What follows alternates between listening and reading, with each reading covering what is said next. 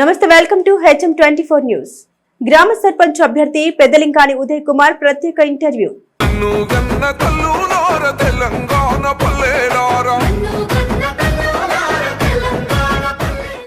మీ పేరు? ఉదయ్ కుమార్ అని. గ్రామం? కొత్లాపూర్. ఓకే. ఈ గ్రామంలో ఎన్ని ఓట్లు ఉంటాయి? 1500 అబౌవ్ ఉంటాయి. ఓకే. ఇక్కడ మీరు అంటే సర్పంచ్ క్యాండిడేట్గా పోటీ చేస్తున్నారు. ఏ పార్టీ నుంచి? BRS party.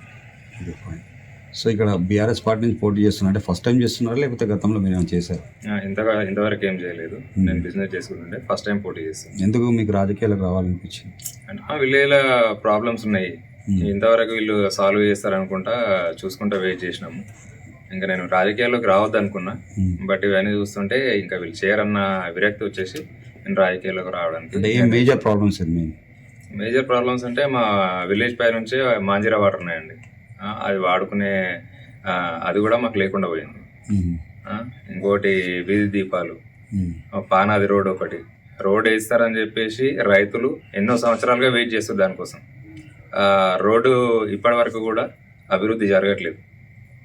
అదొకటి. అండర్ గ్రౌండ్ డ్రైనేజ్ ప్రాబ్లం ఒకటి. ఇట్లా చాలా సమస్యలు ఉన్నాయి. అంటే గతంలో ఉన్న సర్పంచ్లు అంటే 2 టర్మ్స్ అయిపోయింటుంది కదా, 10 సంవత్సరాలు. సో వాళ్ళు ఏం చేయలేదా మీ ఇప్పుడు మేజర్ ప్రాబ్లమ్స్ ఏవైతున్నాయి వాటి? ఇంతకు ముందు ఉన్న సర్పంచ్ కొంతవరకు చేసుకుంటూ వచ్చిండు. జెట్ పంపులు అవి అభివృద్ధి జరిగింది, అది బీఆర్ఎస్ అధికారంలో ఉన్నప్పుడు జరిగింది. ఆ తర్వాత అయితే విలేజ్ డెవలప్మెంట్ ఏం లేదు. ఒక రోడ్డు వరకు అయ్యింది, అది కూడా బీఆర్ఎస్ పార్టీ తరఫునే జరిగింది. ప్రధానంగా మీరు ఎదుర్కొంటున్న సమస్యలు ఏంటి?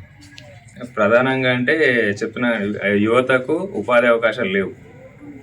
అయితే చదువుకోవడానికి ఇప్పుడు మాకు ఒక కంపెనీ ఉంది, వీళ్ళు కూడా 10th అయిపోయి దాని తర్వాత ఐటీఐకి వెళ్ళిపోతున్నారు. ఆ ఐటీఐకి వెళ్ళిపోతే మాకు ఈ కంపెనీలో ఉద్యోగం వస్తుందని చెప్పేసి వీళ్ళు ఆశపడుతున్నారు, కానీ ఎవరికి ఉద్యోగం లేదు. ఆడికి వెళ్ళిన తర్వాత మళ్ళీ సీసాలు వేయడము, లేబర్ వర్క్ చేయడమే చేస్తున్నారు. ఉపాధి కల్పించడానికి మన గవర్నమెంట్ స్కీమ్స్ కూడా ఉన్నాయి స్వయం ఉపాధి పొందుకోవడానికి. కేవీఐసి, డిఐసి నుంచి కానీ, SC corporation, BC corporation, minority corporation నుంచి కూడా లోన్స్ పొందే అవకాశం ఉంది. దాని గురించి చెప్పే వ్యక్తులు కూడా లేకుండా పోయారు. సో మీరు గెలిస్తే ఏం చేయాలనుకుంటున్నారు ఇక్కడ ఉన్న ఓటర్లు? గెలిస్తే యువతకి ఫస్ట్ ప్రియారిటీ ఇస్తాం.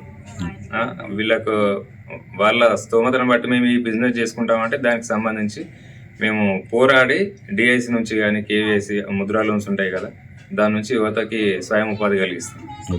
సో ప్రధానంగా మేము కూడా సర్వేలా చూసాము, ఇక్కడ 6 మంది అభ్యర్థులు పోటీలో ఉన్నారని చూస్తున్నాం. మీకెందుకు ఓటు వేయాలి?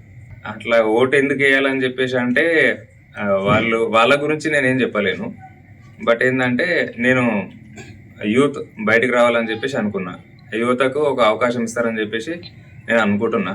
నేను గ్రామాన్ని అభివృద్ధి చేయాలన్న ఉద్దేశంతోనే వస్తున్నా, కానీ వేరే ఉద్దేశం ఏం లేదు. ఎలాంటి అభివృద్ధి? ఇప్పుడు అండర్ గ్రౌండ్ డ్రైనేజీ ఆ సమస్య మెయిన్ ఉంది.